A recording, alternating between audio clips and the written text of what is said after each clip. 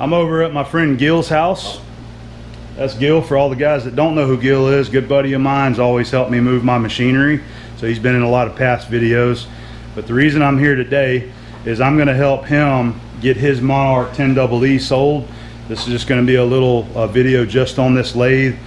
I'm kind of sad to say that he's getting rid of his machinery, but he is, you know, he's getting ready to probably move pretty soon. It's just for the lathe though. He's actually already got the mill sold. So this is just for the Monarch and the tooling that goes with it. So we're going to do just kind of a quick overview and let everybody see the machine. And he does have it on. It's running now, and we'll show the features of it and talk about everything that does come with the machine. So it is a 1959. The drive on it's the YAD, which is the works in a drawer. It's the tube drive. All right, that's going to be down here on this end. You want me to open that up for you? Yeah, let's go. Turn it on so you can kind of see. Okay, and you hear how quiet it runs. So it's got the tubes here, and you can see it's pretty cool with the lights out. Absolutely, yeah, it's really really nice when it's dark. And works in a drawer actually means this whole compartment pulls out. I can't do that up right now, obviously, but the whole system pulls out so that you can work on it. Okay.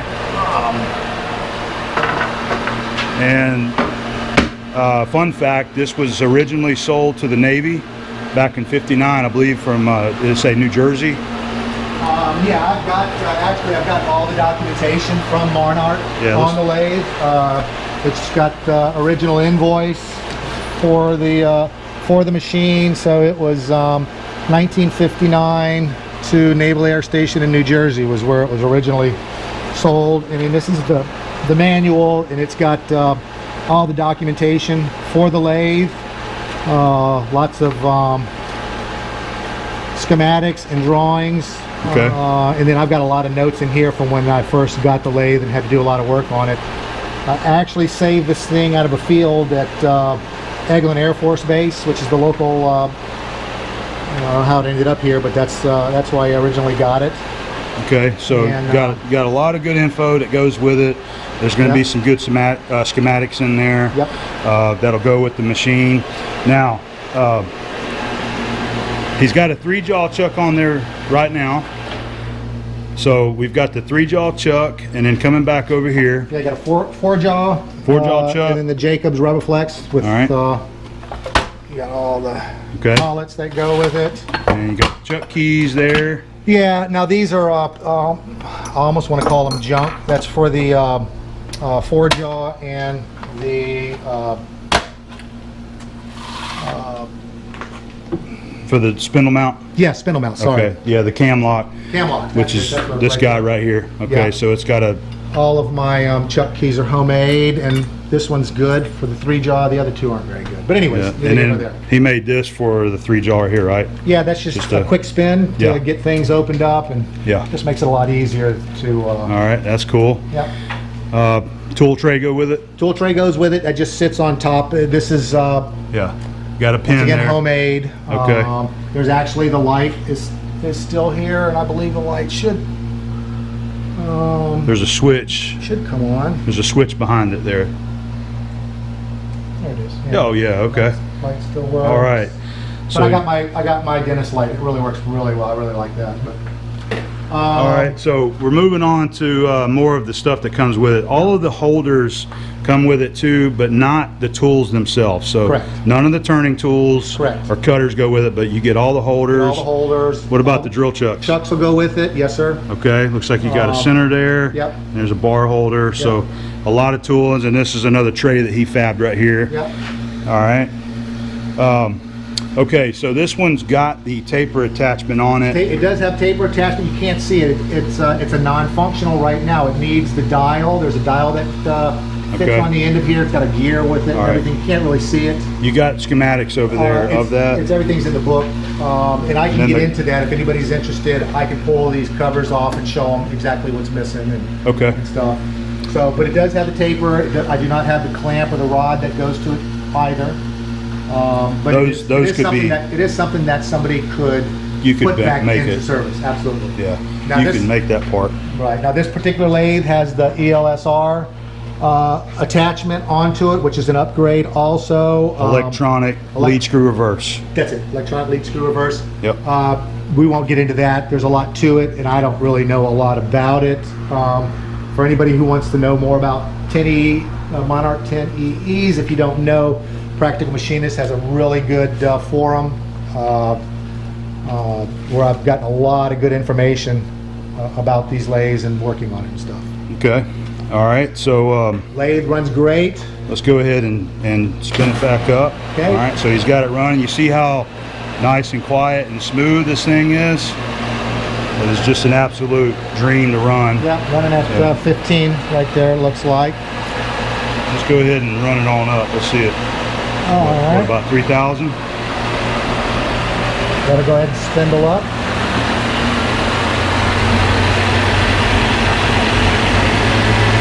All right. There we go. Nice and smooth. She's a beaut. 3,500. Okay. All right, and as all the gearing, everything works right. I've done every type of cut. I've threaded on it. All the power feeds work. Okay. Let's talk about this this clutch lever that goes right here. This okay, so this actually is the on off or start, forward, reverse if you want. Yeah. When I for this one right here. That's actually part of the ELSR system, but that's what I use to run the lathe. When I got it, this lever was broken off. Somewhere down the line, I picked up another one, I think from a guy off of Practical Machinist. Right. And this is actually what you typically would that's run what the you lathe use for with, your forward, spindle on reverse. and off. Yes. Yep. I've run the lathe so long with it like this, I just never put this on. Okay. I've just gotten so used to running the lathe right here. It comes with it, so. The parts here, it just needs to be put back in. Okay. For whoever all right. would want to do that. Okay, so tailstock clamp right there. Quill lock. That's your carriage lock. So we're going to go in. That's coming out.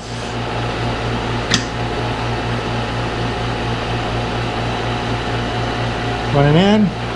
Okay. Feeding out. Feeding in. Okay. All the power feeds work. And obviously you've got all your threads, all the levers work. Like I said, I've done quite a bit of threading on it. I love this dial right here. It shows in inches and it goes in 1/4 inches each division. That's a really nice feature right there. I like that. Got your compound, works good. Oh, by the way, we didn't mention it, but yeah, the tool post does go with it. Tool post and all the tool holders. And all the holders. I'm holding on to all of my cutters. Yep. Okay. All right, and it does have what looks like the automatic stop collar here. You can adjust. Yeah, and there's another one down here. Yeah, you can go for either way with it. Correct. All right. I don't know if there's much more to say about it, man. Beautiful lathe. It runs awesome. I'll hate to see it go. I'm going to be downsizing. Yeah. And I'll get another lathe. It'll be probably a smaller one.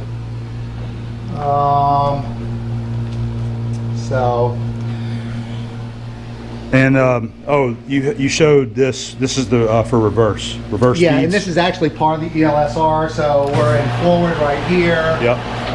So then we're back into neutral. We go up. We're in reverse, and then your speed adjustment for reverse is on this pot right here.